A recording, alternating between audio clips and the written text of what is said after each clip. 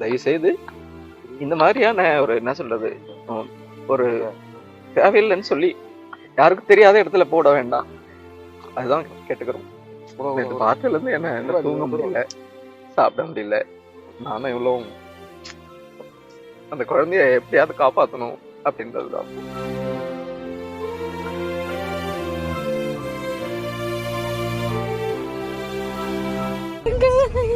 எறும்பெல்லாம் கடிச்சிட்டு இருக்கு. நம்ம ஹாஸ்பிட்டல் கொண்டு போயிடுவோம் ஃபர்ஸ்ட். பாப்பா கட்டு. ஹாஸ்டல் பக்கத்துல ஒரு காவா இருக்கு. காவாலேயே அங்க குப்பை போடுற இடமும் பக்கத்துலயே இருக்கு. 2 நாளா ஒரு பூனை கத்துற சத்தம் கேக்குதுன்னு சொல்லி எனக்கு கால் பண்ணியிருந்தாங்க. நேத்து நான் போனேன். அதை போய் பார்த்தா பூனை இல்ல. உள்ள போய் பார்த்தா அதுக்கப்புறம் தான் தெரிஞ்சு கால்வாய்க்குள்ள பூனை இல்ல, குழந்தை இருந்ததுன்னு. அந்த குழந்தை ஃபுல்லா உடம்பு ஃபுல்லா எறும்பு, பிளட், ரத்தம் சொட்ட சொட்ட அப்படியே இருந்தது. தொப்புள் கொடி முதற்கொண்டு எறும்பு தான் இருந்தது. அந்த சமயத்துல என்ன பண்றதுன்னு தெரியல. திடீர்னு என் கணவர் வந்து அந்த கிளாஸ் எல்லாம் உடைச்சிட்டு அப்படியே அள்ளிட்டாரு.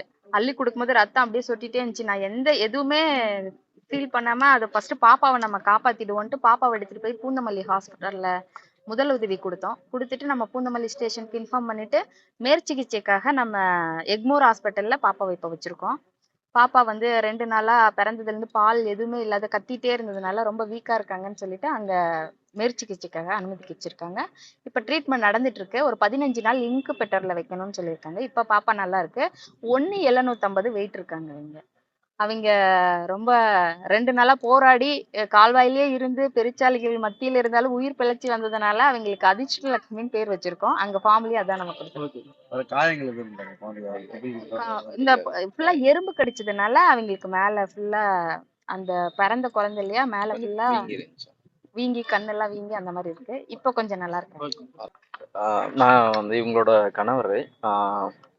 என்னன்னா ஒரு ரொம்ப ஃபீலா இருக்கிறது என்னன்னா, நம்மளுடைய தமிழக அரசு ரொம்ப வருஷமாவே வந்து இது மாதிரியான குழந்தைங்களுக்கு நிறைய ஸ்கீம்ஸ் வச்சிருக்காங்க. அவங்கள்ட்ட கொடுத்தா அரசாங்கமே பார்த்துக்கும். இந்த மாதிரி கால்வாயில தொட்டியில இந்த மாதிரி போடுறது ரொம்ப வருத்தமா இருக்கு. யாரும் இந்த மாதிரி செய்யாதீங்க. உங்களால இது தேவையில்லை அப்படின்னா தமிழக அரசுகிட்ட கொடுங்க.